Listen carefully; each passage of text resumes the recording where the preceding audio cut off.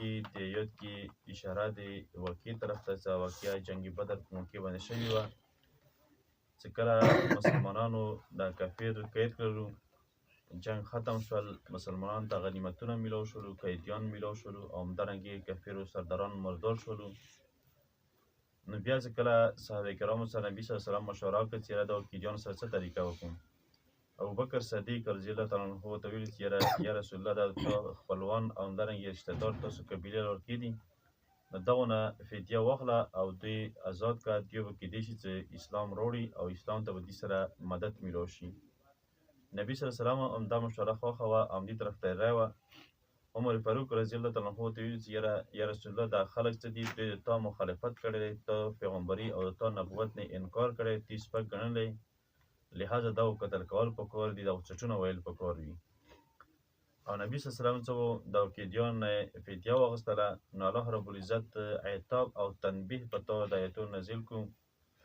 چې کسه تاسو ته قریب وه چې الله رب العزت عذاب رسولی وی خو بس دا ده چې اوس لوح محفوظ کې به دا شونه لیکلي شوي وو بس دې د وجې نه الله رب العزت څه دی د دې د وجې نه تاسو ته عذاب در نه کړ ورنه مشوره څه وه دا د عمر فاروق رضی الله تعالی عنه له خبرې باندې عمل کول دا پکار وو ما کان لنبي او نه دی مناسبه نبي دپاره چې ان یکون له اسره چې دې دپاره قیدیان شي حتی یسخن فی الارض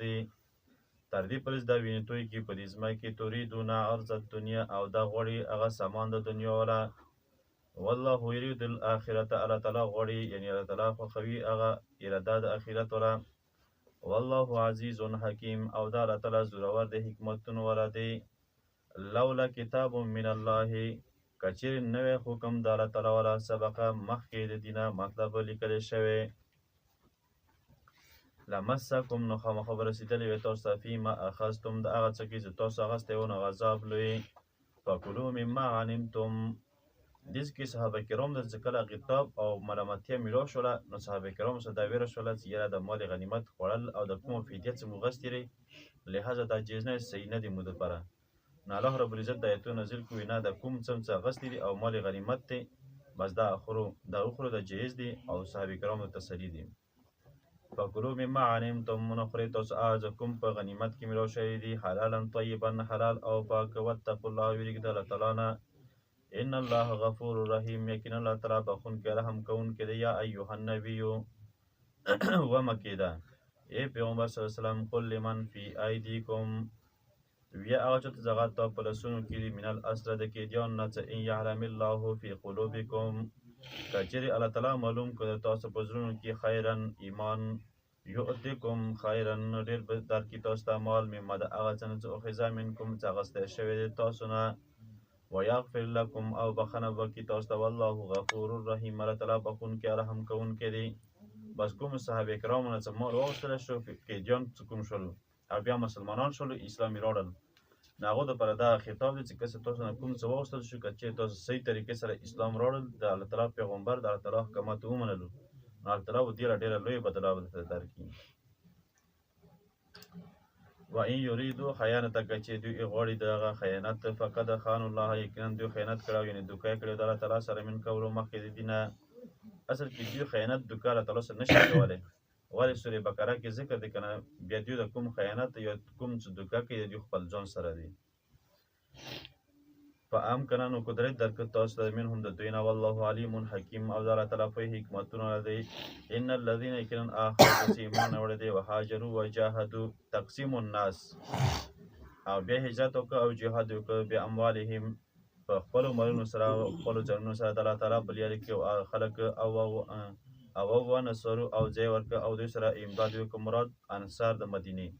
اولئک بعضهم اولیاء بعض دا د یو بل له ملګري دي والذین آمنوا او خلک چې ایمان وروړ ولم یهاجر او هجرت یې نه دی کړی اوس پرې ما لکم من ولایتهم او نشته یې دوی دپاره دوستي د هېڅ شي هم حتی تر دې پورې چې یهاجر دوی هجرت وکړي ان استنصروکم که چیرې دوی امداد وغواړي د تاسو نه فی الدین په دین کې نه فعلیکم النصر تاسو مې لازمي چې دوی امداد وکړو الا علی قوم مګر په یوه چې قوم سره تاسو او د دوی په منځ کې وعده وي نو والله بما تعملون بصیر او د الله تعالی په هغه څه منځ کې کوم تاسو عمل کوئ لیدونکی دی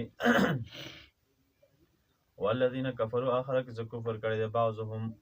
اولیاء او بعض د یو بل ملګري دي الا تفعلوا مگر دا چې دوی مدد ونه شي تکونو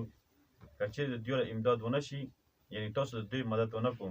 نو تکون فتنة فی الارض یو دا به شي دغه فتنه او فساد په ځمکه کې کبیر لوی والذین هغه خلک چې ایمان راوړي دي وهاجروا وجاهدوا فی سبیل الله هجرت یې وکړه او جهاد یې وکړم د الله تعالی په لاره کې او هغه خلک چې هغوی ځای ورکړی امداد یې کړی نو اولئک هم المؤمنون حقا بس دا رښتیا سره مؤمنان دي دوی دپاره مغفرت او رزق عزتمند دی هغه خلک چې ایمان راوړی من بعد ورسته دین او هاجروا او بیا هجرت یې وکړه او بیا یې جهاد یې وکړ د تاسو سره اولئک منکم بس دغه کسان هم د تاسو نه دي مطلب دوی سره بیا دوستي وکړو مخکې ویلو دوستي به نه کړو دوی سره دوستي ضرورت نشته دی والذین هغه خلک چې هغوی من بعد ورسته دینه هجرت وکړي او جهاد وکړي تاسو سره نو فاولئک منکم بس دغه کسان بیا د تاسو نه دي و اولو الارحام بعضهم اولا ببعض او خواندان د رشتې ولا چې دي دغه د ځنې په ځنو باندې دا لیک دي مطلب په میراث په اعتبار سره فی کتاب الله په حکم د الله تعالی کتاب د الله تعالی کې ان الله بكل شیء علیم یقینا د الله تعالی